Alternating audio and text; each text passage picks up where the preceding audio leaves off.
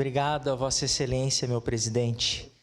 Esse é um voto favorável e gostaria de fazer aqui os meus agradecimentos e considerações ao secretário Micael, a toda a sua equipe que com grande esforço trabalhou imensamente por esta proposta, e dizer que esta proposta do Refis nada mais é que fazer com que as pessoas possam ter a oportunidade de regularizar os seus débitos. Assim também, quando nós tivemos a oportunidade de passarmos pela Secretaria de Habitação, fizemos esse refis e garantimos que muitas famílias de vulnerabilidade social pudessem garantir, vereador presidente Petrini, as suas residências, suas moradias. Então é de extrema importância esse refis, e também parabenizar a vereadora Daiane Mello, que fez uma excelente defesa neste projeto do governo, demonstrando também que existem sim coisas boas sendo feitas